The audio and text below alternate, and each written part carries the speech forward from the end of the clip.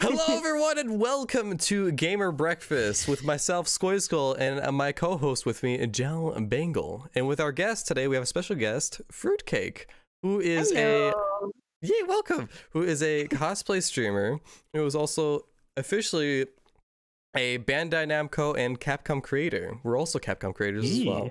So, welcome. Just gonna slap the Capcom creator logo just right in the center of this. Just like smack it right in the middle. Like every streamer that's become a Capcom creator, just like it's somewhere on their stream. God.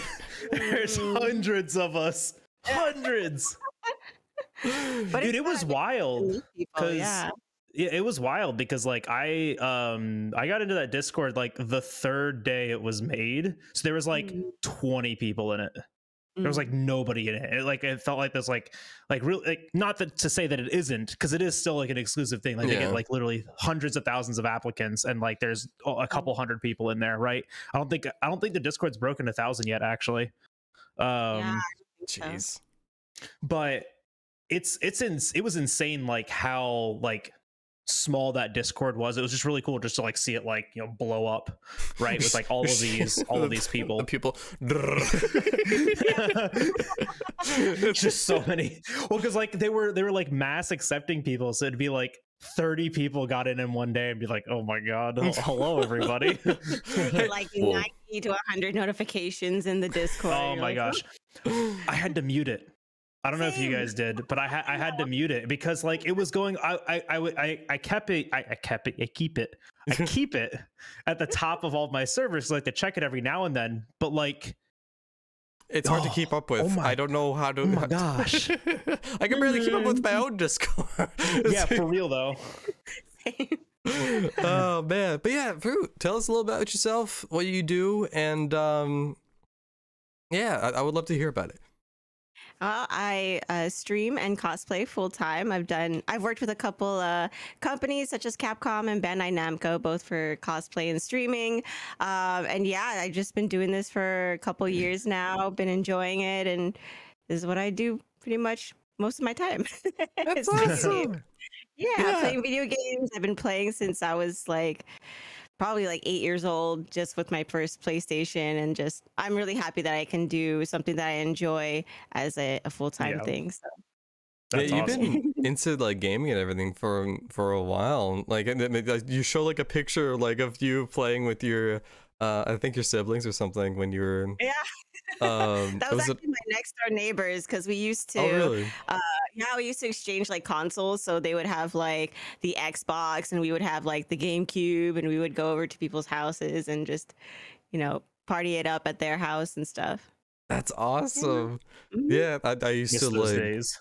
Oh my gosh, like middle school friends, I would go over and play games at their place, and then I would be really happy and excited to whenever I went over, because I didn't like growing up, I didn't actually start hanging out with friends until I was in middle school, because my parents were very strict about that. Oh really? Yeah. Oh yeah. Firstborn child, you know, that this yeah, that'll happen. More protective, I guess. Yeah, that's so weird. It's exact opposite with me, because I have an older brother, and they did not give a shit about him. Oh, because he just kind of like, well, I mean, not like that. Like he just kind of like went off, like did whatever he wanted, and he come like back home like safe for the most part. My dad was a police detective too, so that had a lot play in there. This now makes more sense. Yeah, your dad's like, we're gonna have a kid. He's gonna get kidnapped. Dad comes home. He's like, I seen things. Yeah, the stories he's told. If you only knew. Ooh. If you only knew how bad the world was. Skoy had 6. I just want to play Game Boy with my friends. Oh my goodness. Oh my goodness. Yeah, but I mean, so. Oh my goodness, English is hard. It's great. It's a common, you know, keeping a conversation is just like the most difficult thing. Like a coherent stream, a coherent thought process. Good thing nobody comes here for that. Oh yeah, but the segues are weird. I get really excited to talk about like many things, so it's just my brain's just like, all right, let's talk about like all of it at once, go. And I'm like, no. If Skoy was a dog, he would be a golden retriever, like for sure. Just like the most excitable retriever. Oh no, I used to have one. So cute. He was very just like all over the place too. So I can see it. Yeah, you're like the epitome of just like a little golden retriever puppy, just excited about everything. Oh, it exists. Like the one in Up, who's like Doug. Balls, I think, or yeah. Or he was obsessed just with like anything. Squirrel. Squirrel. Yeah. Sorry. Like what? Skoy anime. What? All right, let's talk about Spy Family. But you did some incredible. You worked with a lot of incredible companies as well, which is very awesome. There's something that really popped into mind for me with Scarlet Nexus. Oh, that's cool. Yeah. Actually, that wasn't my first biggest project with them. I was actually on the board for the promotion team for Code Vein when it first came out. Oh, so, cool. Yeah. I remember that. Oh, you had a whole photo shoot with them. Yeah. So it wasn't just a photo shoot either. It was like we were traveling all over the US to different conventions, and I was Awesome. cosplaying the characters and stuff. So it was a fun experience. Very, very tough and tiring, but very good experience that I had. Hell So, yeah. very good memory. That's awesome. It's a pretty good game too. Yeah, I love it. It's the first Souls game I've ever played and finished. So Hey. Code Vein was? yeah, Code Vein. Yeah, I'm not really I started it. gamer. Oh, you did? Neither am I. Yeah, I started it because I got it on sale like a couple of years ago, and I started it like back then. Probably got like 6 hours into it, and I really enjoyed it. But like Souls games, they'd never hold my attention. Yeah, those 6 hours were probably character creation, right? You know what's really funny is I'm definitely the kind of person that's just like preset 3, change the hair, and go. Really?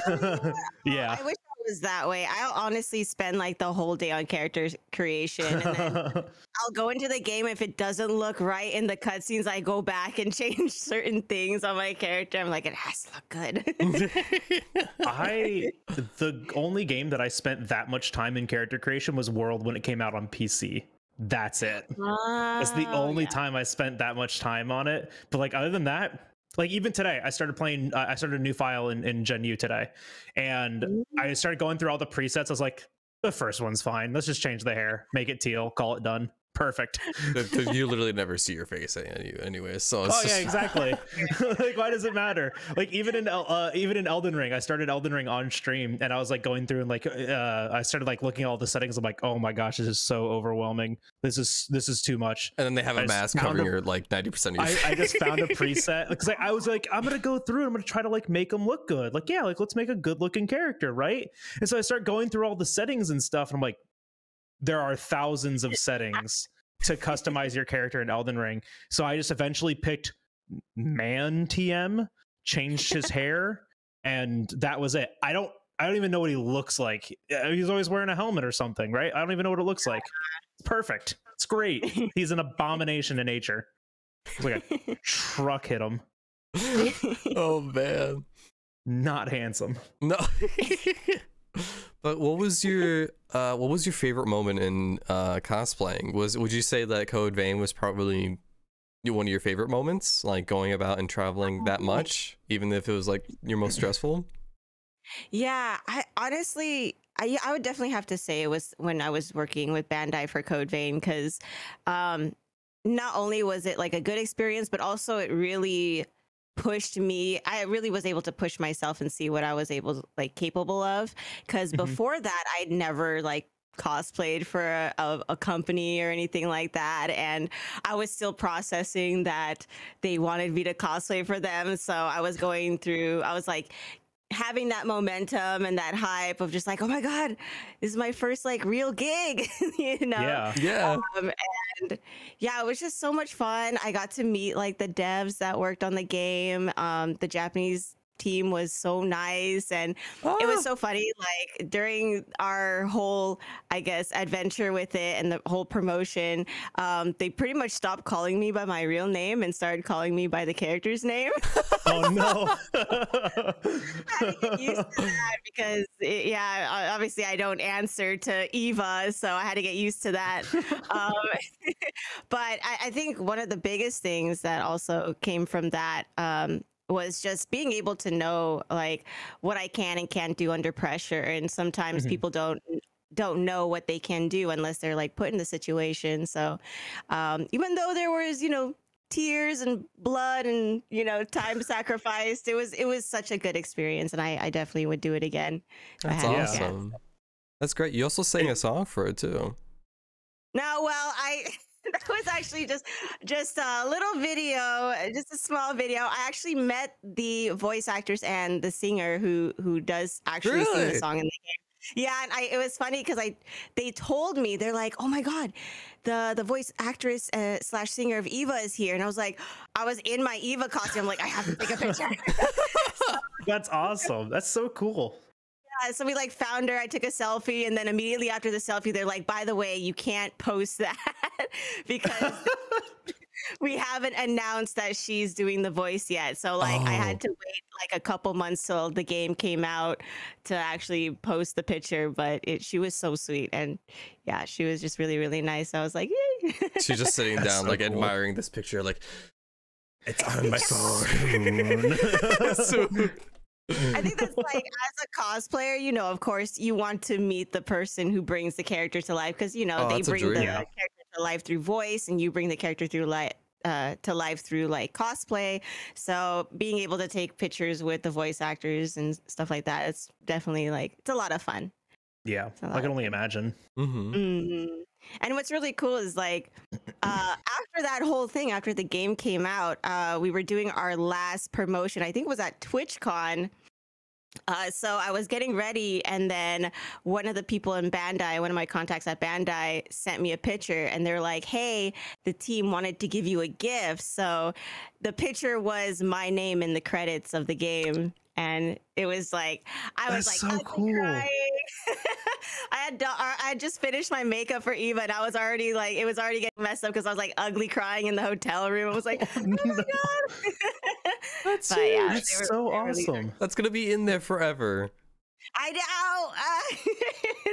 It was just so cool. I was like yelling, and I had other roommates. They're like, "What's going on?" Like, they put them in the game. Honestly, I think that's how it happened. Nice. But no, it was fun. That's awesome. That is so cool. So, because how did you first get started in cosplay, right? Because like, I assume it started out as a hobby, and then it kind of like grew from there as you built like the social media presence and stuff like that. Like, what was like your first step into cosplaying? Oh man, back in 2005. Oh, whoa. When I was 15, that's when I first started getting into cosplay. I was already into like animation. I would stay up late, watch Adult Swim, watch Inuyasha, watch Conan Detective, Yu Yu Hakusho. Like I would watch the all those OG. Anime. Yeah. And then also I would go to like my local library or even my bookstore and get manga, read manga and stuff like that. And we had our first con, because I'm from Vegas, so we had our first con way back in the day, and I really wanted to go. So my friends who actually knew about cosplay before even I did, they were like, hey, you know what people do at these cons? They like dress up as their favorite characters. So we were obsessed with like Fruits Basket. So we decided to do like a casual closet cosplay of like Fruits Basket. So, we wear the wig, but like normal clothes that the characters would wear. And yeah, we went to our first con, and I just really enjoyed seeing all the costumes. There were people that made such amazing costumes, and I really wanted to learn that. I really wanted to be a part of that. So that's pretty much how it got started. and I like taught myself how to sew and everything. So yeah, that's crazy. That's the step that holds me back. I have had like 4 different cosplay ideas since like 2012. And every single time I'm like, okay, I want to do this. And then I look down and like start like researching, like, how do I do this? Like, what do I need to go and do? And sewing. I can't sew for shit. Was one of them involve Eevee? 2 of them involve Pokemon, but none of them involve Eevee. Damn. One of the things that I've always wanted to do was a gender bent cosplay of Viola, which is a Kalos gym leader, one of my favorites. Not only is she a bug type gym leader, she's also a photographer, and that's just like two of my things. And so I always wanted to do a gender bent cosplay of that. It's never too late. I always tell people I know it's never too late. Yeah, because when I first started, we didn't have like YouTube. We didn't have all these like tutorials and patterns that you can get now. We didn't have like EVA foam or Warbler or anything like that. We made stuff out of paper mache, cardboard. we had like Gaia online forums and AC Paradise forums that didn't really explain specifically what you needed, but was like in the ballpark of what you wanted. Yeah. Yeah, I remember going shopping with one of my friends because she was really into cosplay. This was back in high school for me, so it was like 2012, 2013, somewhere around there. I remember going shopping with her, and we went to like Toys R Us, Walmart, like Joann Fabrics. Like we went to all the arts and crafts stores and everything like that. And I was like, "Well, what do you need?" She goes, "I have no idea." Yeah. I was like, all right, cool. I think we went to like 15 or 16 stores in like 10 hours. It was insane. Yeah. And that's the thing too, like everyone starts everywhere. And I feel like for me, I'm a very hands-on person. Like I can't really learn something just by watching someone do it. I actually have to do it myself. So I learned a lot just by jumping into the hobby and then actually just trying to do things myself and learn everything. A lot of trial and error. Yeah. Oh gosh. Yeah. Because I watch a lot. Oh yeah. Go ahead. Oh no. Go ahead. Because I was just saying, like, I watch like a lot of everyone's too polite. No, you go first. I insist. I watch a lot of cosplay like tutorials just because I find the process so interesting, and I'm hoping that like seeing that will finally like spark something and be like, oh, I know how to do this now, you know. But like it's never the case, right? You just gotta like get it and do it and try it and like take what they're doing and then adapt it for yourself, you know? Yeah, exactly. I think a lot of people have this thing where if they don't do it exactly how it is shown, it's not the correct way. You know, so much stress on it if you think of it like that way. Oh yeah. But there's there's like the huge learning curve because you don't know how to do it yet, right? And like you have this template, which is the character that you want to achieve, and you have the tools to do it, but you just don't know how to get from point A to point Z. You know, there's all steps in between. It's so difficult. It definitely can be daunting, but what definitely helped me was just breaking things down as like small individual projects instead of just like being overwhelmed and saying, I have to finish this whole thing, you know. Just breaking it down and like getting it piece by piece and just finishing a little by little is what I think helps a lot of people. Yeah. Today I do the hat. Next week I do the boots. That's me. Yeah. So that's smart, right? Go like that. Yeah. Yeah. Because then you get overwhelmed pretty easy. So What has been? Oh, you know, Skoy? I think we're about to ask the same question. No, every other word. Okay. What is your favorite cosplay that you made? Hey, it works! No, wait, come back! I actually have to get my phone. Tokyo Ghoul poster. Sorry, I got distracted. Yes. Wow, my friend would love that. He's a huge Tokyo Ghoul fan. It's so good. Don't watch the anime though. Square, I can't read. I can only watch the anime. What are you talking about? I can't see. Also, Skoj and Jal just showed that they are drift compatible. Yeah. They are one mind. You're gonna see us in Pacific Rim 3 now. Oh my god, dude. Let's go. I would not like to live in that world. Oh god. No, I'm good. I watched the first movie and I was told not to watch the second movie. I was like, why not? Yeah. Same. Robots fighting giant monsters. All it needs to be. All it needs to be. But yeah. I guess. Sorry, I get distracted easily. No, so we do too. It's great for a podcast. Ask a question, talk about 4 other topics first. Hour later, did we ask that? What was that?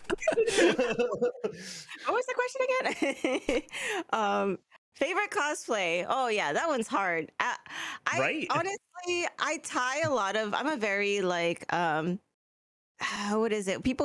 I'm the kind of person who puts like feelings and memories. I attach that to a lot of things. Yeah.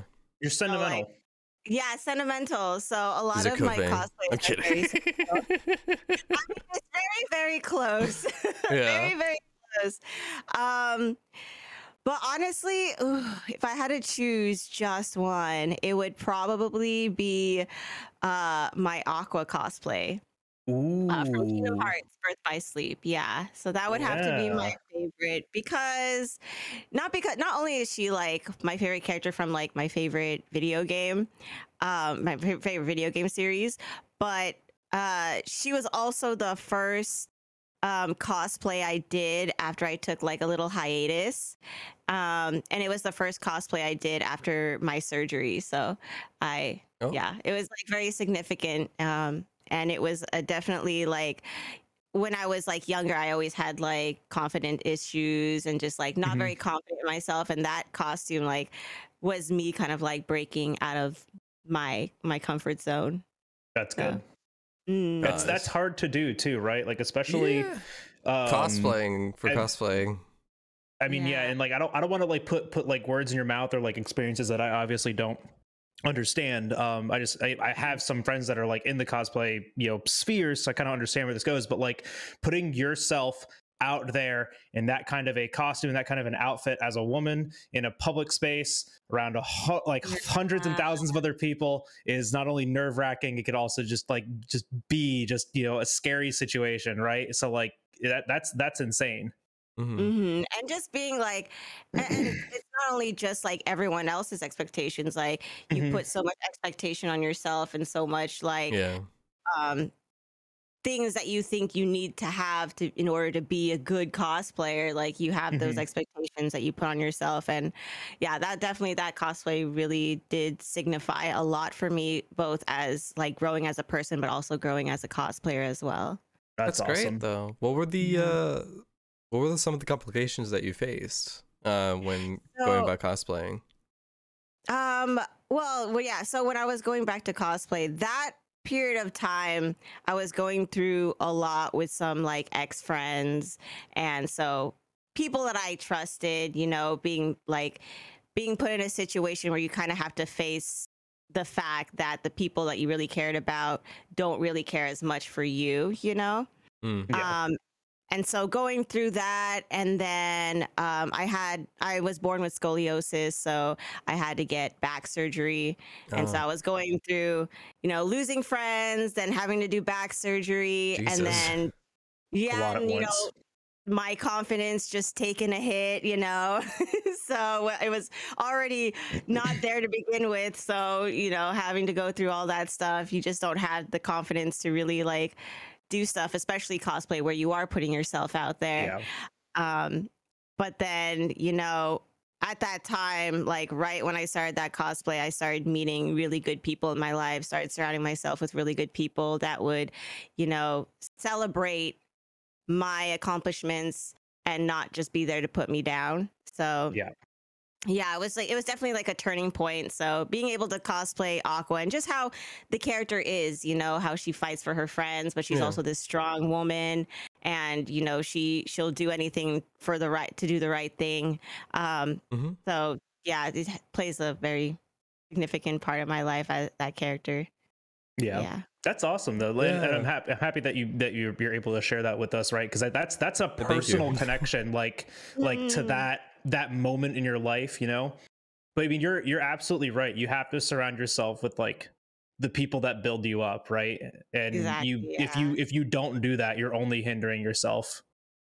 And that's the thing too. Like I always tell people, like sometimes the hardest thing to realize is when people that you really care about are probably the most toxic people, you know. Mm-hmm. And that's like, and it's so hard to cut those people out of your life because you've been surrounded by them for so long, and then you get There's so many used to connections with that.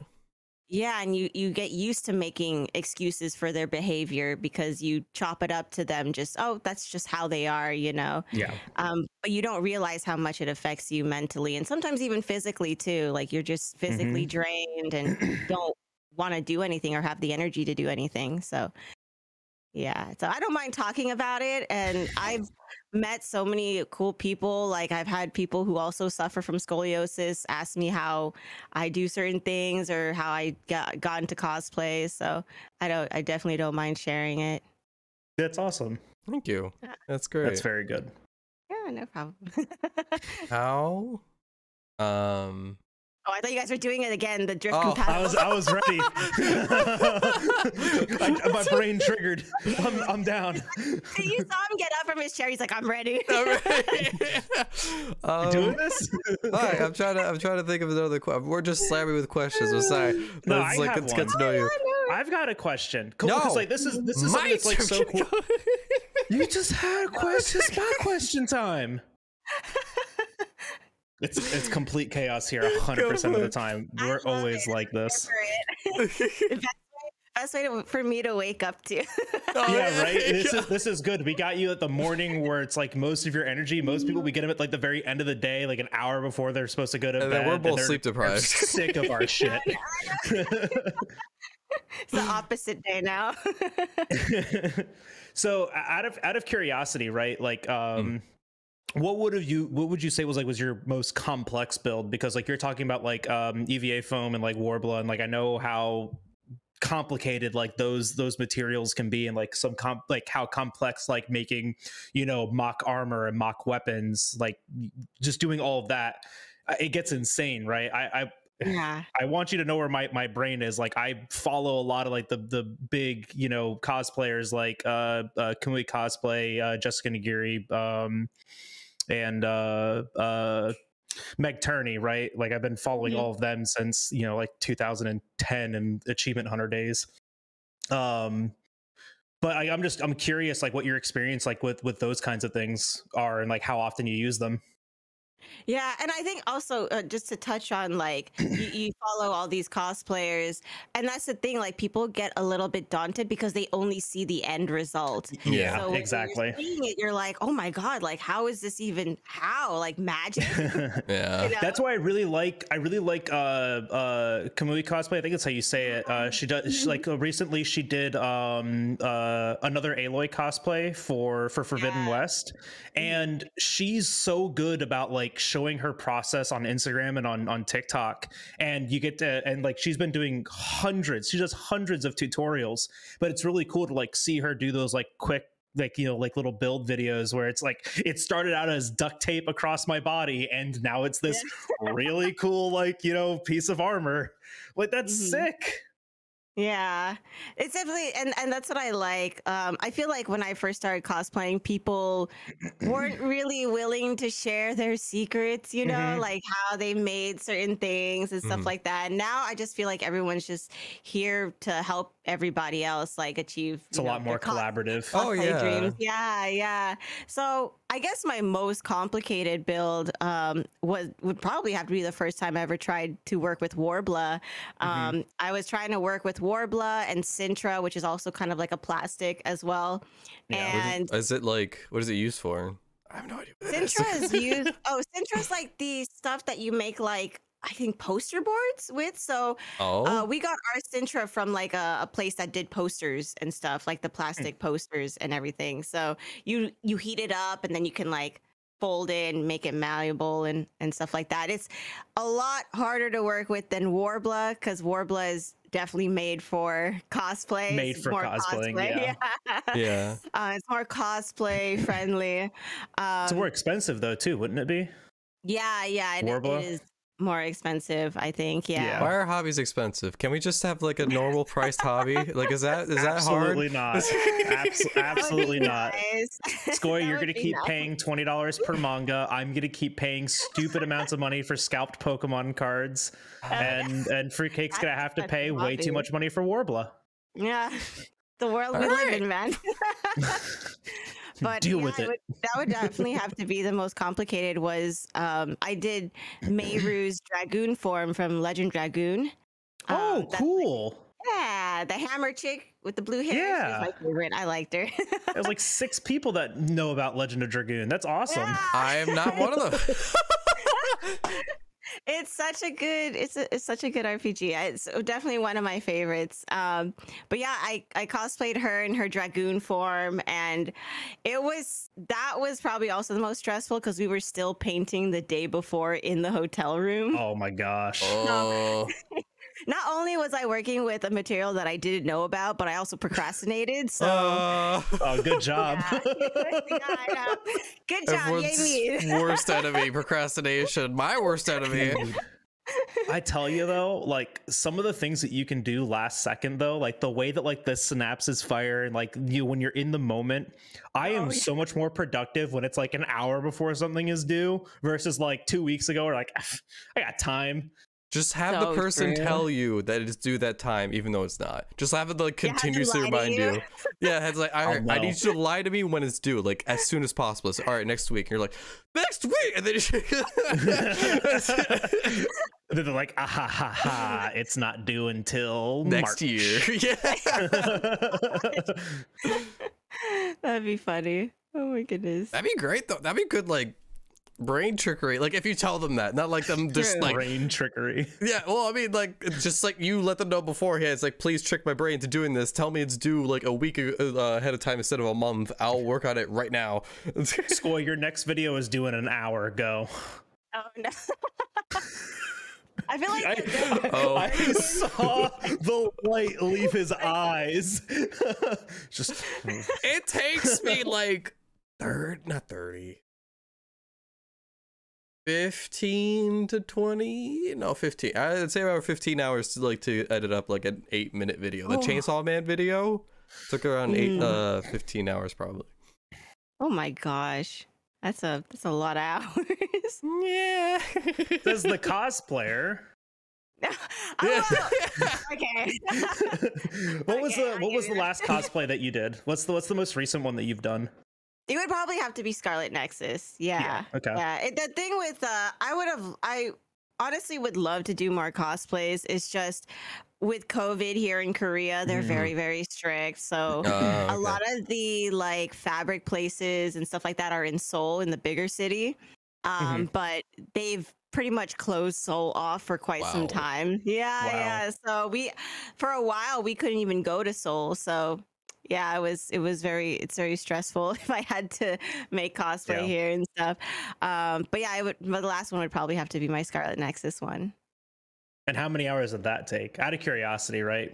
Actually, it wasn't that long. I had a lot of fun with the costume, and it was my first time also working with like LEDs and stuff, so I got to do like the EL wiring and stuff around the outfit, and I cosplayed a dude too, which was cool. Yeah, I noticed that. I was like, oh, you look sick. Even though I was like a really, really thin dude. I tried to be you represent like, people like me, so it's fine. I had my like stick arms. I'm like, I need to look like I can like fight. You're fine. The character's a little stinky Asian guy, right? Like you had it. It was perfect. Thank you. I appreciate it. It was fun. I used to crossplay a lot back when I was younger, but I hadn't done it in a while. So I was like, how do I do male makeup? I was like, I don't know what to do. You don't. So I was like, yeah. Gotta like, and I would message my friends. I was like, who do like crossplay and stuff. I was like asking them, how do I make myself look like a dude? And they're like, you gotta chisel that jawline. I'm like, I'm chiseling the jawline. Like, I'm chiseling it. Is it working? Is it chiseling? Right? And then just get a Sharpie, just a straight line. Like I thought I would make it sharp. And that was the thing too. I was like, oh, I'm chiseling it. And my friend's like, no, you gotta go. You gotta make it really even more chiseled. I'm like, how do I? It was an experience. It was fun though. I enjoyed it. Oh yeah, I bet. The cosplays that I think they're not the most unique, but like the very really satisfying to look at are probably the Borderlands cosplays. Oh yeah, when people do like really hard line, like that cartoony makeup with it too. And stuff. Yeah, the cel shading makeup. Yep. So No, that's cool. really good. Wild. Like Especially when they capture that like in the costume too. They're like wearing a jacket and the jacket's cel shaded. You're like, it's fabric. How? It's like they popped out of the game into the real world. Exactly. I'm just like, what the fuck? That looks so good. Mm-hmm.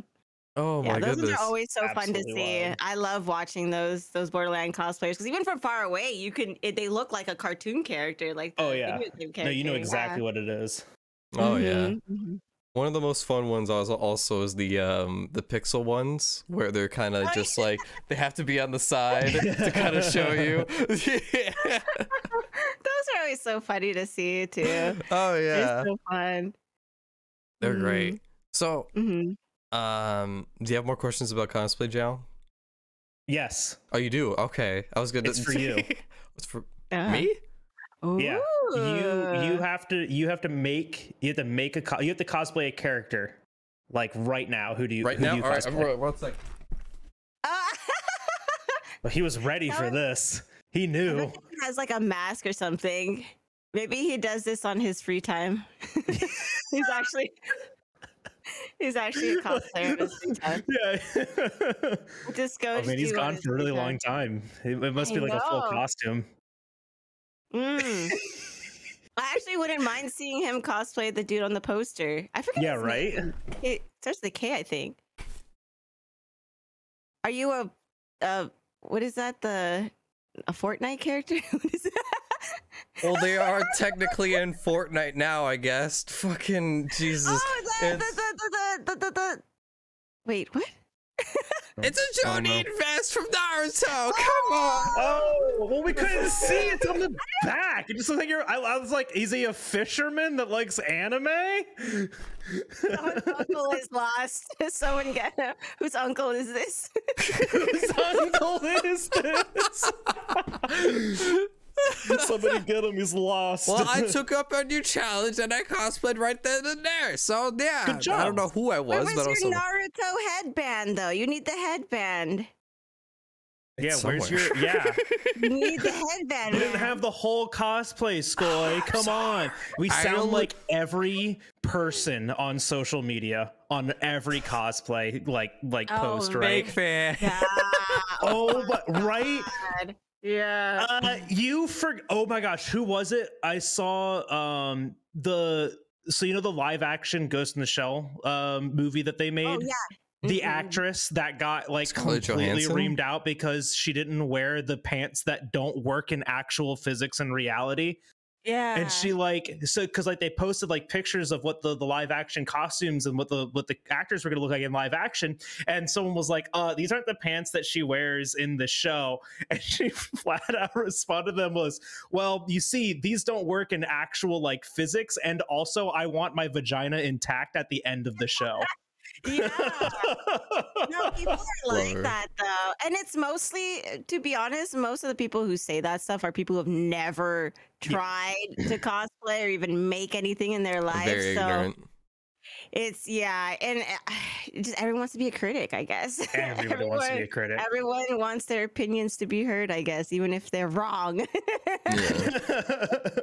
Because that's like one of the challenges of cosplay, right? Is like there is like being true to the character and the design, and then there's also like practicality. Like, can you actually do that? You know, and like especially, I mean, like costume design beside it, right? Because like this is the thing, is that especially this is a different context, right? Because like a costume for a show is wildly different than a cosplay in a lot of regards, right? Because in most cases you design a cosplay for a photo shoot, but they design a costume for a motion action shot, like in progress video. You have to like move and like exist in that, like it's half the time. Oh god, I've seen some cosplay like full armor cosplay where the people are just like walking like this. They like can't move. This is their whole range of motion, and they're just like, if I sneeze it falls apart. Basically, it's so true. And I think and what I tell people, because people who want to get into cosplay, they always ask that question as well, like, well, what if I don't do it, you know, correctly or as accurately? And I always tell them, like, cosplay is an art, and with every art it's open to interpretation. It's your interpretation of the character, so do cosplay however you want to cosplay the character. It's like, there's no right or wrong way or correct way or accurate way to do it. It's just how you interpret the character. Exactly. Preach. Say it again. I'm kidding. Preach. Oh my god. Say it again. Fucking snaps. This is after hours with you guys. Yeah, no, Skoy's into loopy time. It's I had work. 10:41 I was up for at us. 5 o'clock this morning. Oh my goodness. Yeah, I was up at 7. Oh my You and goodness. I both work today. Oh my gosh. I only work for like 2 hours though. Like all we have to do is pick up trash and then we're done. And he was like, "We're done." Nice. I'm like, "What? What do you mean?" Easiest day. Yeah. So, shall we get into The Twitch? gears are turning. Oh yeah, we could talk. Yeah, absolutely. How let's did talk you about Twitch. come across Twitch? Oh, okay. That's a fun one. I like getting that answer because I think a lot of people think I got into Twitch because like I wanted to be like a famous Twitch streamer or something, but I actually didn't know what Twitch was. And the reason why I got into it was because it was my first time moving away. So when me and my husband got married, we got stationed because he's in the Air Force. So we got stationed away from home. And that was my first time ever being away from like my friends and my family for such a long time. And I'm just used to gaming with a bunch of people. Like we always had people at our house. Like my dad and my mom was like opposite of your dad, who was like super strict. My parents were used to us bringing like strangers home. It was like, just bringing our friends and like having like parties, playing like Smash Bros. Melee and all that stuff. Like, I wish I had that experience. Like, so I was like so used to gaming with people, and like to be honest, being away from my family and friends was definitely like a hard transition for me to go through, because I'm so close to them, and so my friends kind of knew that I was like struggling. So they were like, "Hey, why don't you try Twitch?" And I was like, I don't know what that is. And they're like, oh, we could watch you play games, and we could play games with each other, and we could chat with each other and all that stuff. And I was like, okay, I'll try it. So the first game I think I streamed was like League of Legends, because I was super into League of Legends. Let's go. Yeah, there so like League gamer. Yeah. God, I had a lot of my friends that were into League. I couldn't get it. It's okay. It's definitely not for everyone. And there's a reason why I don't play League of Legends anymore. It's because I love my sanity. Yeah. No, I love my sanity. It made me too toxic. Oh yeah, no. I mean, like at those games, like I've slowly started to realize I hate PvP games. Like I just like PvE. Perfect. The only enemy is myself. Your friends want to like troll you once in a while. But, so that's how I got into streaming. And then it just like people started like watching, and then I met some really cool people, and then on top of that, like I would meet them at like conventions. So I made like friends with people online, and we would play games with each other, and then I'd be like, hey, I'm going to be at this con, you want to come meet up? So we'd meet up at the con and have fun and stuff. So yeah, it just went from there. Yeah, that's awesome though. Like that's like such a weird way to get into Twitch too, like not knowing what it is, and then just being like your friends just being like, well, we can all just hang out there, but it's literally a public chat room that you're treating with your friends, and anyone can show up into. And that was the thing. I thought it was something private, Skype or something, or Discord. Yeah. And then when I started getting, my friend was telling me, they're like, hey, by the way, you could chat with people from all over the world on here. And I was like, you're telling me people are watching me from other places? Do I know them? And they're like, no, they just, come to your channel. I'm like, okay. I was super, super shy. Honestly, I had to learn how to talk to people, and streaming has been a big part of that. It helped me be able to talk to people and connect with people without being there face to face, and really just learning how to converse with almost invisible people online, so that was definitely a skill I had to learn through streaming. I mean, look at us right now. We're 3 people in 3 different corners of the planet talking into microphones and cameras that are being sent to the internet. Yeah. This is the strangest. Yeah. Explain what we're doing right now to a caveman. Oh my gosh, yeah. Okay, you see him over there. He's gonna be really, really far away, but you can still see him and talk to him. You just can't touch him. You'll make but you'll make longtime friends and stuff I just love hearing the stories of people seeing their online friends for the first time. My sister's really into Final Fantasy 14, and I remember her Final Fantasy 14 FC people were coming down, and she was so excited, and then they met for the first time, and there were tears and smiles, and I was like, that is so nice. And in me, I was just like, I want that. Yeah, it's crazy. I mean, I want to meet people like that and have this connection with people. So, and that's what I like about the Monster Hunter community. Monster Hunter is the first game I've ever been able to really do that, where I make connections. Yeah, so I have that with Monster Hunter. Do you guys plan on going to TwitchCon? I will still be in Korea, so no. Sad days. But I will live vicariously through all your guys' videos and pictures. We will definitely take videos. I look forward to seeing Skoy, are you gonna cry when you see me? Absolutely. Okay, good. I wouldn't have it any other way. I was gonna say I'm not going if you weren't gonna cry, so. No, I plan on going. It was a whole complication with money and everything, but still a complication with money. It is. And that area is, I'm guessing it's still held in this same area. San Diego. Yeah, so it's gonna be in San Diego. That area is expensive. I mean, Cali's expensive, but yeah. I've been to Cali. Everything's expensive. It's just.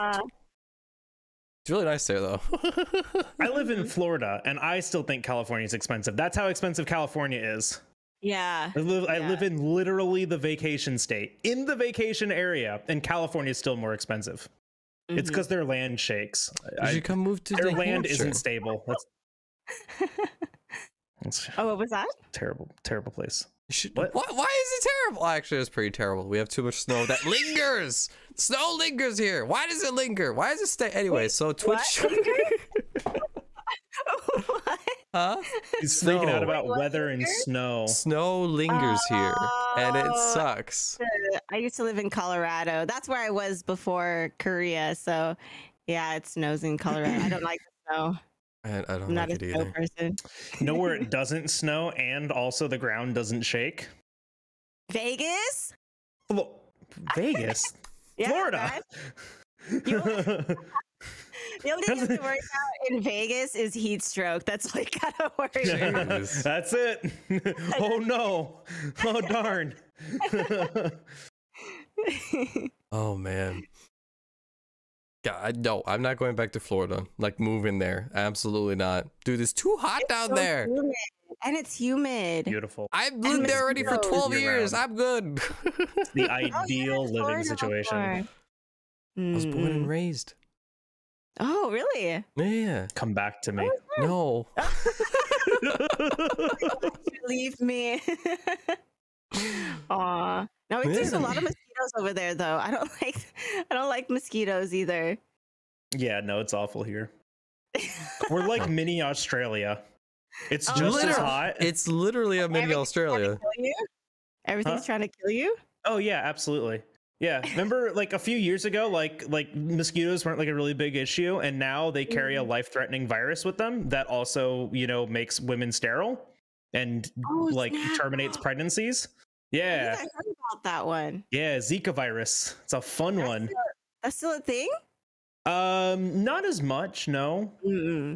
Yeah, because we genetically modified mosquitoes that when they would breed with females, they would become sterile. So we just did it to them.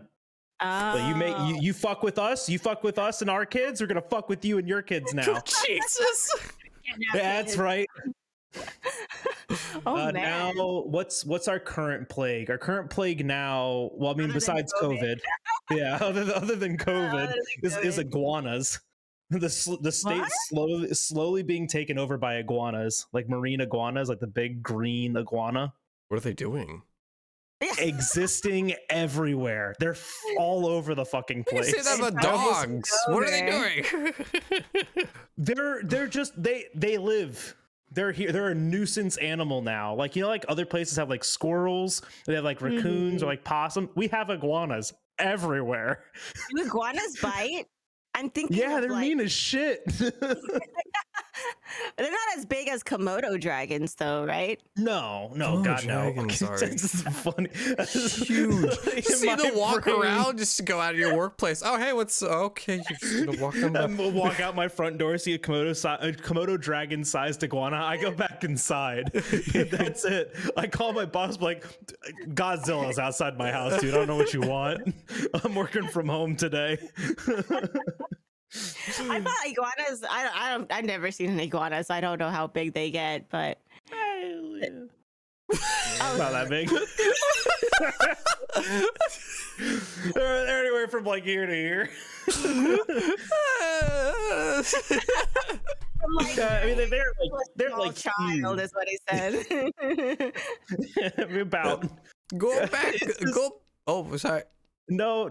Let's move the conversation on. I'll talk about Florida's iguana infestation for hours. They're awful. Going back to Twitch stuff though. Yeah. Where would you say at what point where you wanted to take it, I guess, more seriously? Yeah, I don't know where you're at with Twitch or social media right now, but yeah. I think it was like around 2 or 3 years ago where I really wanted to take it seriously. And the reason why is because I just saw this like community growing and people were like sending me messages saying that they looked forward to, you know, talking with me and chatting with each other. And I was like, I'm the kind of person, me and my sisters have always been the kind of people to build up communities. Like even back when we lived in Vegas, when I lived in Vegas, me and my sisters, we created this organization called Humans versus Zombies. So HVZ. Yes. Wait, do you know what that is? HVZ? Yeah, we did them in Tallahassee. Oh, really? Oh, awesome. What? And Skoj is over here like the meme with the formulas and stuff. Is it HVZ, like it's like so people come together, we meet at a park, and then everyone comes in like modded Nerf guns, and the whole thing is you shoot zombies. So one person gets a text message and they become the OG zombie, which is the first infected zombie. And then in order to infect other people, you got to tag them. And in order to not get tagged, were they actually zombies? Yes, they're real zombies. Yes, boy. I'm kidding. We infected them with the Z virus. It's Resident Evil up in this bitch. I'm not gonna be an actual. I'm not gonna be that blonde today. That's fine.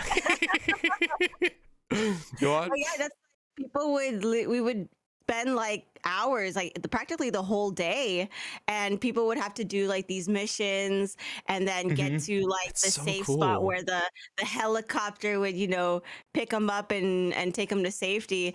And they were these big games. We would sometimes have at least like 100 to 200 people playing, so it was a lot of fun. But yeah, my sisters and I, we've always been big on like creating communities for people and just having places for people to go and just get away from like the stresses of everyday life.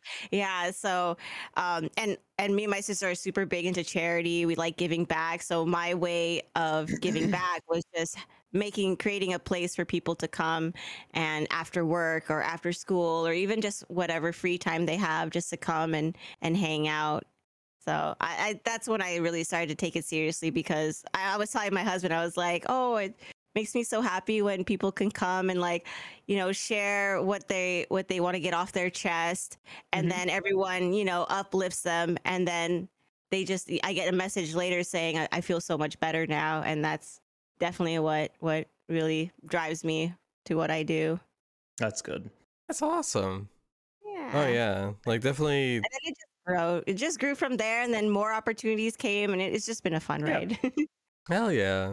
It's always really nice that like whenever you get messages from people being like, hey, I really enjoyed your stream, or I really enjoyed your content. I'm like, and it really gives, like, to me personally, it also gives me like a sense of like value in what I'm doing. Like, I'm the kind of person that sometimes it's a good thing or bad thing. Sometimes I'm the kind of person where if I'm doing something, it doesn't give any, like, I don't feel any value in it, I kind of give up on it or stop doing it.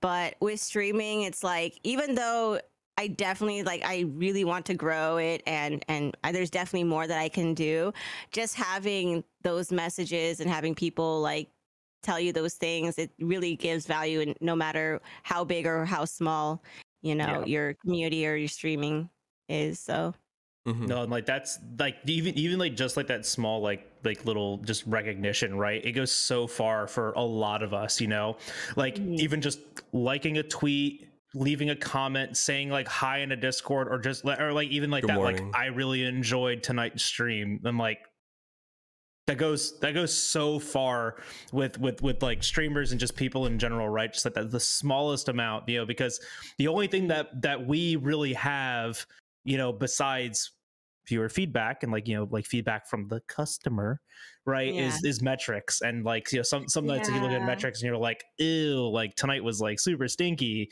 and like that like really feels bad. But I remember a while ago I like had a stream where it was like some of my lowest numbers, you know, in over a year. Like it was like a 12 average, and I haven't seen that since since like 2 years ago. And I felt like shit, and I was really like just kind of like thrown off by it, and like the whole like night was like the mood was weird and stuff like that. But like I still like held conversation. But someone messaged me afterwards, like, you know, just like thanking me, just like even for streaming that night. And I was like, okay, that made it worth it, you know, just that right there. Yeah. And that's the thing too, and you can't help it sometimes. Like even me, I sometimes I get that way sometimes. Like Very when I easy. see my numbers, it's because it's very easy, because streaming is not the kind of thing where you see tangible, like something tangible happening. You're putting out your work, your time, your effort, you're putting out, but you're not seeing what's coming in, you know? Yeah, it's nothing's consistent. Nothing's consistent. And, you know, and I'm very guilty of putting a lot of maybe too much quality into, you know, the numbers, you know, and I'm gradually, and I think people are also seeing this, like they're gradually taking the value out of the numbers and more into what they give to the people watching. So that's like always one of my big like advice things to people when they are streaming, and when they like are in like small periods of growth, or are in like a position to grow, or they are excited about growth, because this is what I did to myself and it really shot myself in the foot. Is don't make the growth, like the growth is not the goal, right? And like it is, but it comes with making something that you're passionate about you know, keeping up that same kind of quality. Whatever you're doing right, and that's the thing that you should focus on, not the growth itself. And I really messed up with myself, because I focus on the growth. I really pushed myself, and you know, because I did like the whole partner push on Twitch and all that, right? And I did all of that, and then immediately after that, I didn't have a goal. I didn't have like a direction, a path, because all I was focused on was the growth. I wasn't focused on the content. I was just doing what was working just to get to that goal, and then I didn't know what to do. And like it. You know, I'm super grateful for the community that I have, and like the streams that I have. Like tonight, you know, I streamed right before this, right? And it was awesome. It was amazing. Like it was a lot more, you know, interactive than I expected, and I'm incredibly grateful for that. But like, you know, it's like always that like little naggingness back in the mind, right? Like where you've been versus where you are, and like what you think you should be at, with like how much effort that you're putting into it. So even just like, I definitely feel what that. we're getting at is like, for all of us, it's so hard to just not focus on the metrics. So, and it's also again, it's back to your own expectations. Like we're on our worst enemy, you know. Yeah, we want to do so much more. We want to be so much more, and for us, like in our head, we think that the enemy is time, but usually it's us that's our worst enemy, that's holding us back, you know. Oh yeah, so. And Final Fantasy 14. I'll blame both. Yeah, but no, I definitely feel that. I love 14. Yeah, oh, hell yeah, there you go. I definitely feel that though. Like there was a certain point where I was spreading myself like way too thin. I had no time for anything, especially starting a full-time job again to kind of be able to manage bills and stuff. I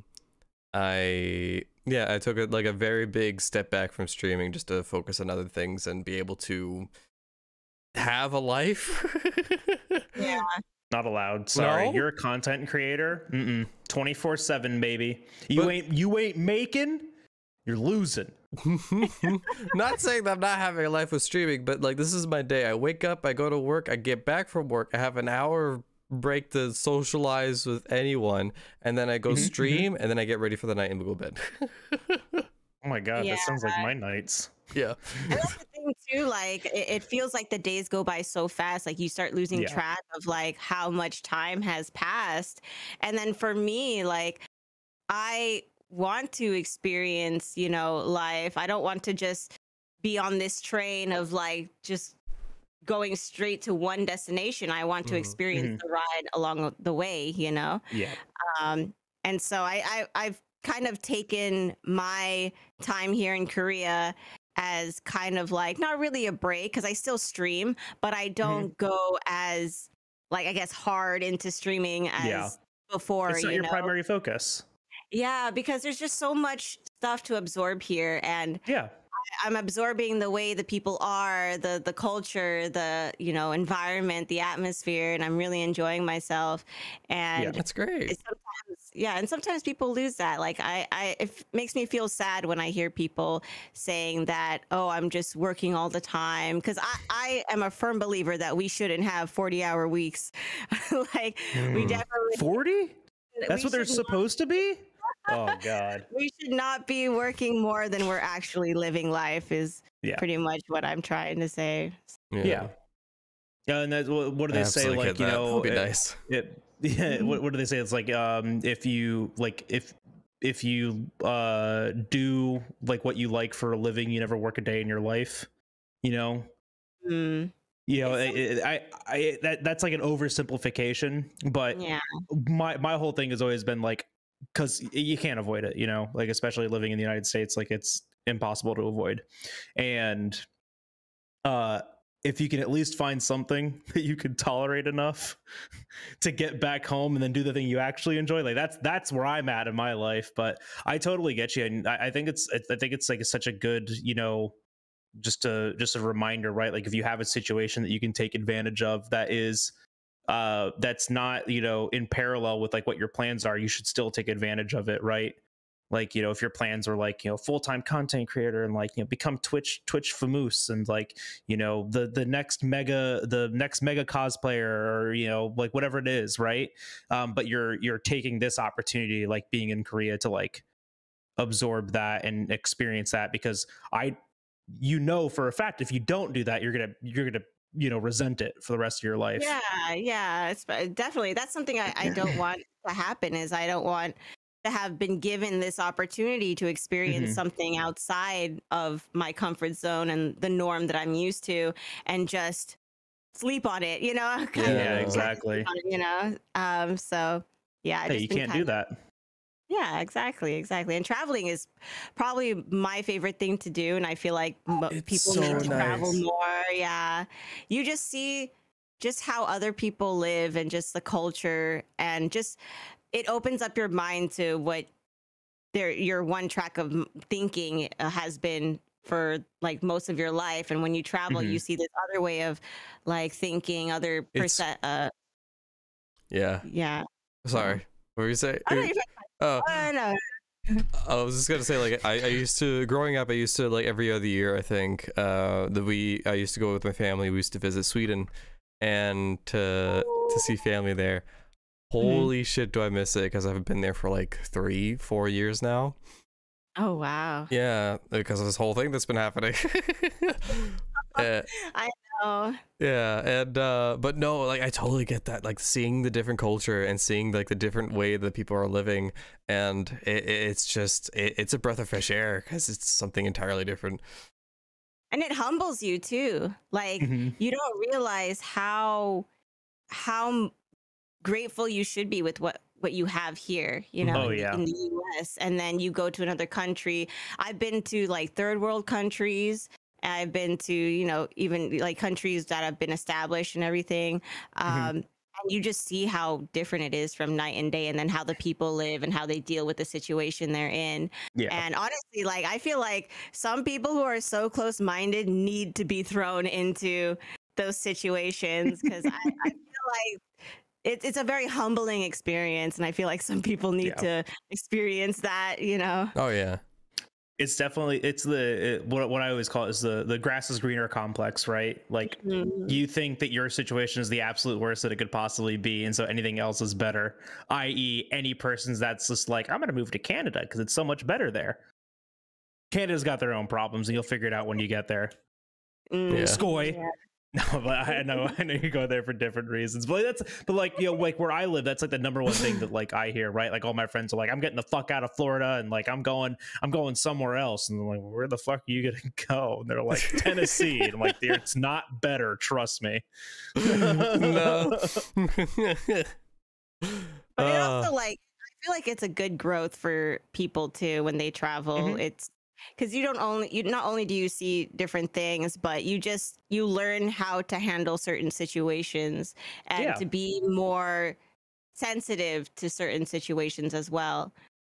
So. Oh yeah. Like I've been listening to a lot of podcasts around like people that are in Japan, and because I just love that culture and everything, but it's very different. It's very different. Oh, yeah. It's everyone thinks it's gonna be an anime, man. Huh? Everyone thinks it's gonna be an anime when they go over there. Absolutely not. Just go to different stores to have the anime, but it's not revolved around anime. Believe it or not. Whoa, you're telling me that not everything in Japan is perfect animu-ness and all about otaku culture? It's crazy though, because like Japan's anime is like the United States is Disney, I feel like. Yeah. Yes, absolutely. In terms of like advertising and Florida stuff. Florida and California, and then that's it. Yeah. Right? You got like the two hubs. What is it? What is that? What is that like one? Is it even like a city, or is it like a street in Japan? It's a city in Tokyo called Akihabara. Yes. Yeah. That's the anime place. Yeah. Yes. Because like I know that's anime Disney. Yeah. And then everywhere else is just like people live here and remnants of feudal Japan. Yeah. Pretty much. But it's like the culture there. Like I watched the channel called Abroad in Japan, and yes, it's so he explores and talks about like a lot of different places and locations and the culture that is there, and it's so like nice to see. And I hope one day I could go there. I would absolutely love it. One day. Oh yeah, dude, I'm pissed. I had a reservation on my two of my friends and I. We did reservations for the Olympics, the 2022 Olympic, or was it 2020 Olympics that were supposed to be in Japan? Originally, yeah. We had reservations. We each put down a deposit for like a bundled like air like flight and hotel for 3 days in Japan and stuff like that, and then we were gonna like when we got there like pay to extend it and stuff like that, and you know, had to cancel that. Was it a mess to cancel? No. It was super easy because all it was like a deposit for a reservation, but we canceled. We made these plans in 2017. Oh, so you guys had it really planned for a while. Like really planned out. So the deposit was like $50. Like it was nothing, right? But then they were like, you don't pay until like the year of, and we canceled in 2000 and like at the beginning of like 2019. When like everything shut down and they like flat out announced like this isn't going to happen. Yeah. Like, okay, we're done. It didn't happen until like last year. Yeah, yeah. We were actually, I was actually supposed to take Riku to Japan with us. Oh. Back in 2021. Oh my goodness. This year we were supposed to go together, but then everything started closing. We're like, oh my God, what's happening? Yeah. And we tried to transfer our flights to other places, but then each country kept like closing, and we're like, well, I guess we're just not traveling.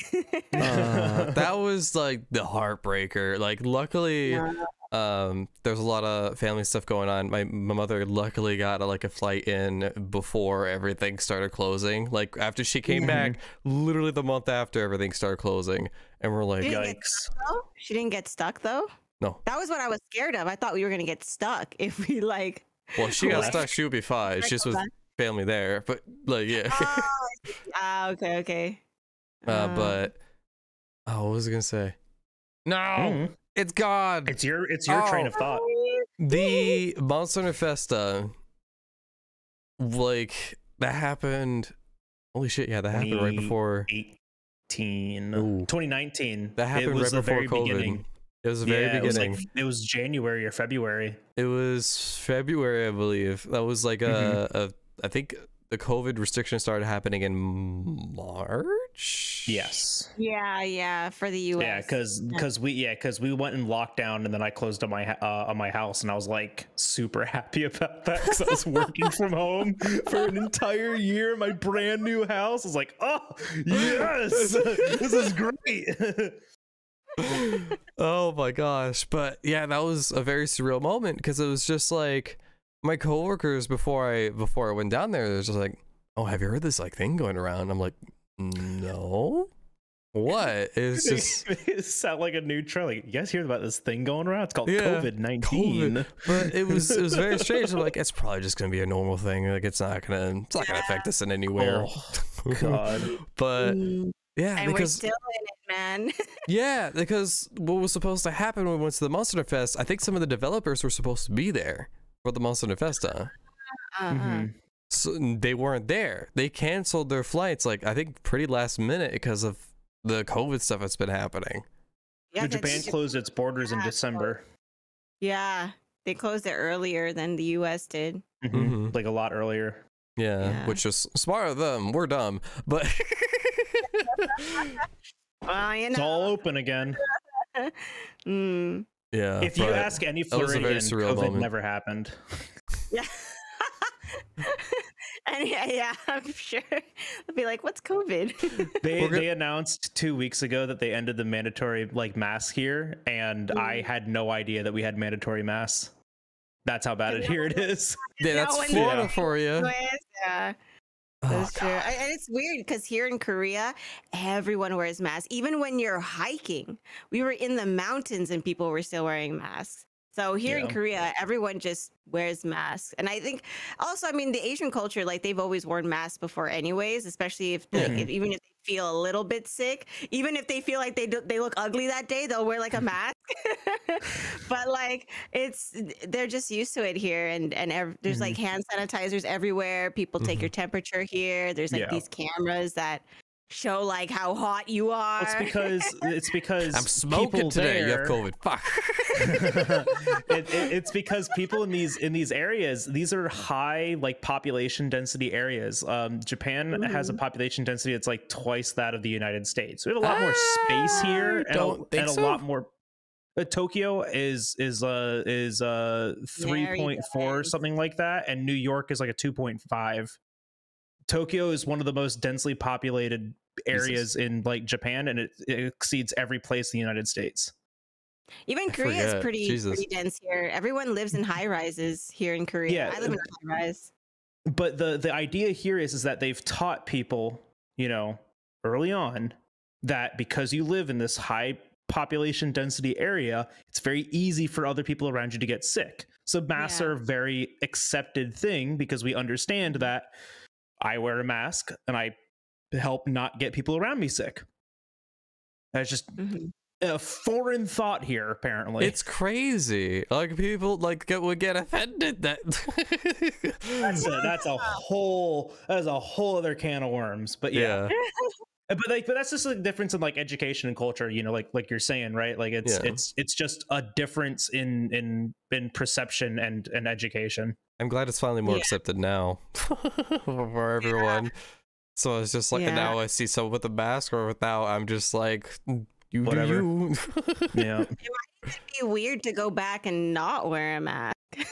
It was.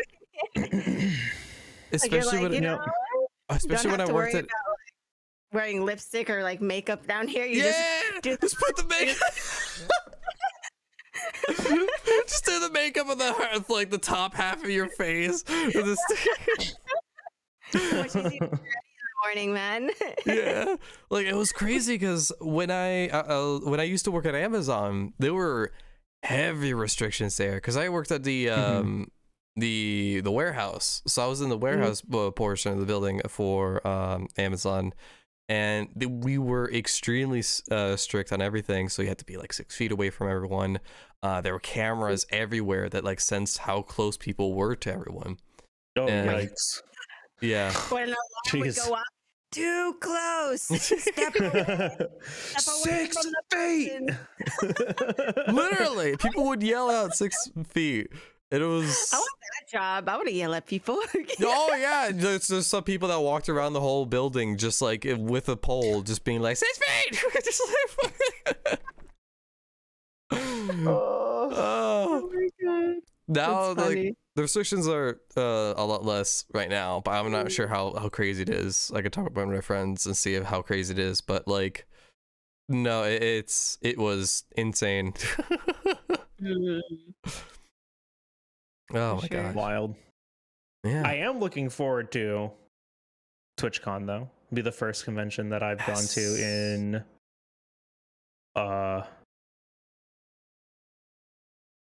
ever. So that'll be great. You've never been to TwitchCon before? No, never been to TwitchCon. Neither have I. Like what's even wild too is like even like the MH Festa thing. I thought about going to that, but I was like well, this is the thing. You didn't know me then. Nobody knew me actually then. No. Not a single human being knew me, right? Because I would say that was the beginning of 2019. So I started streaming. Oh. Right, I started streaming January 1st, 2019. I could have met people. You could have met me. I'd be like, yeah, this guy's weird. Yeah, absolutely. That's the problem, right? Because like this is the thing is like I'm certain people are like, you know, oh yeah, this Jal guy is cool and all that because they can turn the stream off. You know, the moment it's like, oh, I've had too much Jal. It's like, you know, we're done with that guy for right now. No, I'm sure you're fine. You're fine. Oh no, I am. The Discord, so we're okay. Good, it's not me then. Skoj. What? I'm watching you. Why are you watching me? No, but I was trying to find like friends to go with me to that, because like I didn't know a damn person there. Now I'm all excited to go, right? Like, because I can see people, I can see friends. Yes. I get to meet Skoy. It's the best part about going to conventions, I feel like. Getting to meet Skoy. What? It's the best part about going to conventions. We meet Skoy there. Fine. Cool. Oh. Which side is that? Yeah, you do it correctly. Yeah. Oh, sorry, my universe ends right there. Sorry. No. What would you guys say is like the most boring convention that you guys have been to? DreamHack Atlanta. Oh, really? Was awful. PAX East. The only reason that was fun was because of the people that I went there with. But we went for a speedrunning event, which was kind of held like in the back of the convention, which was not invited back the next year because if you guys don't know anything about DreamHack, it's competitive games. So it was stuff like they had like a Smash tournament going on. They had like a Tekken tournament going on. That year they also, people could sleep over too. At Dream, at DreamHack they do BYOC, bring your own computer, and it's open the entire time. And so like you can like rent a space to set up your computer and stuff like that. And like the year that we went, 4 computers got stolen, so I would never do it personally. Jesus. Oh God. Yeah. But like they had like the Smite, World Championship. They had like a league thing going on. Like all that stuff was going on, right? If you weren't like interested in that, which like I was mildly interested in the Smite stuff, like it was kind of boring. And then like even like the speedrunning stuff, like we were there for the speedrunning thing like the entire time. I was like, I'm here to hang out with my friends, and that's why I'm there. No, we had DreamHack in Colorado, and I was guesting at that one. And yeah, they had people like sleep in barns or something. I don't know. There was like a weird, strange. Yeah, and then like they were in these like cages. I was like, this is so weird. I feel like I'm in a zoo for people or something. It was like really weird. But we didn't have that. I don't know what you went to. It was a different con. Different kind of con. Don't know if that's the right con. Was it a con? You went to PAX East though, Skoy? Yeah, I went to twice. Oh, PAX, PAX of all things. PAX was good. I like PAX. PAX East is fun the first time for me. The second time for me was very boring because it was just like, what do you do there? Exactly. Like, what do you do at PAX? No, you go around. There's a lot of games and stuff that they have showcased that you can try out and play and have fun, and test out games that are to be to be announced to come out at some point. A lot of indie games. It's fun. It was fun the first time because it was like your first time experiencing everything. So it was just like, whoa, I want to look at this game, look into that game. You can talk with people to be like, hey, I want to advertise your stuff and really talk with you. It's a good way for networking. Yeah. But that it was just like, I think that's the second time I was just to me it felt like a waste of money for me because when I went there I mostly wanted to go to see my friends when all my friends that were at PAX East wanted to just network and go around, so there was no really time to talk. It was a job for them.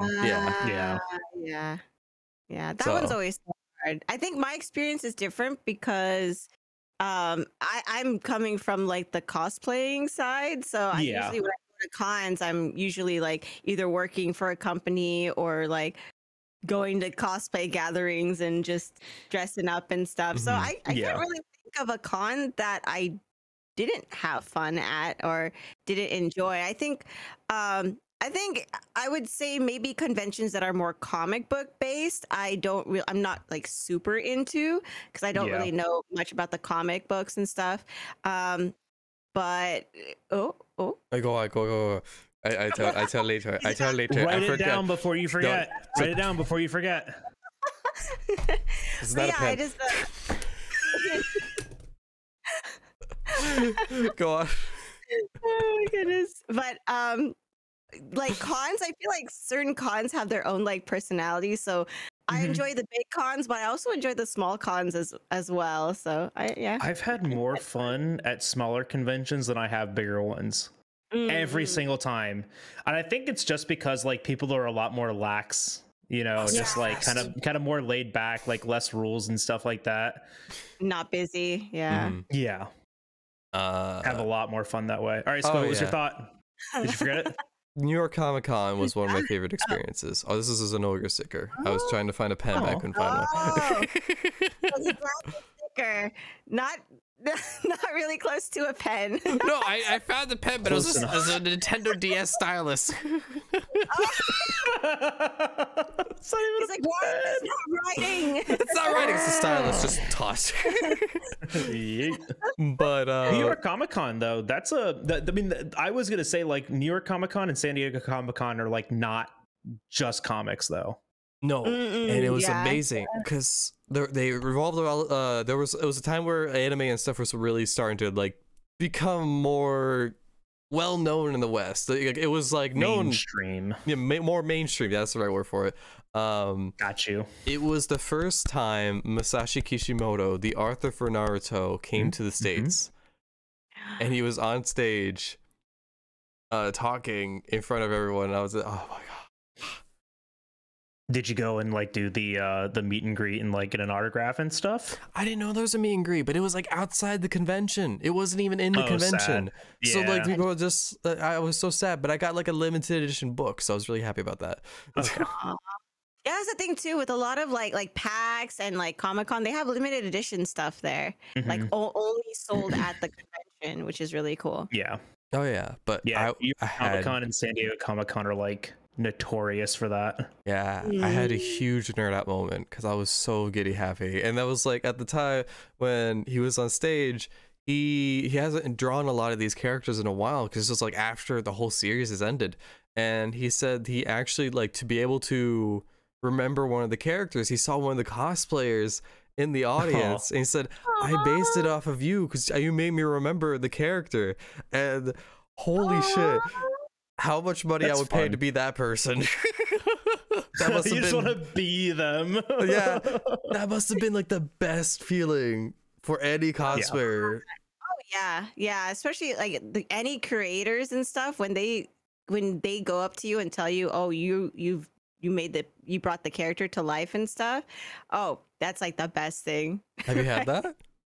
Yeah, that was with Code Vein. Like actually the story with that was the devs had never seen me in the costume before, so it was going to be their first time seeing me at the con.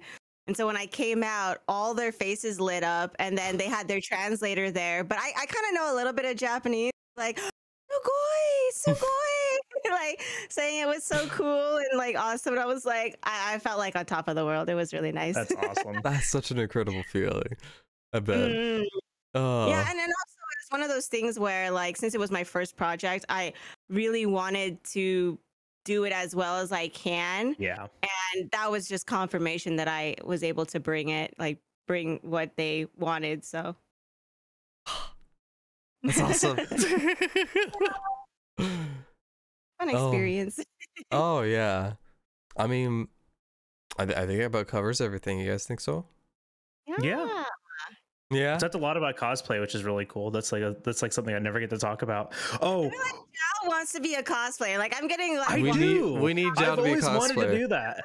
I've always wanted, so like it's always been like something in the back of my mind that I've always wanted to do, but like the costuming and like the creating and stuff like that, just like the amount of time, the amount of money, the investment in it has always just been so daunting. So I've always been like trying to look for smaller things to do. How about this? Take as much time as you need. Just don't think about a deadline. Just fucking go for it, and just whenever you have the time and you want to, and you feel like I want to do this right now. No, yeah. It's just that it just comes down to the dosh, man. It ain't cheap, No. and like especially right side. Hold on. Don't buy Pokemon cards for a month. Now get to do you understand what addiction is? But you could always buy. See, if any cosplayer, you're a cosplayer, even if you buy your costume or make your costume. Oh yeah, absolutely. Yeah. No, and I think there's because like if I did it, I would want to make it only because there's this certain kind of like familiarity with it, right? And attachment, and like you went through the whole process. Maybe. I've always thought about one of the ones that I planned, and I like planned it. I was even like about to buy the materials to do it, was the leather armor from Monster Hunter World. I had a friend sit down and we went through and planned the entire thing. I still have all the notes and everything like that for it. I have the buy list. I have everything. It's like not cheap, but I wanted to do it. I was going to do like a sword and shield with it too, because I figured that'd be like small and simple and like manageable. Small and simple. And manageable compared to like hammer. True.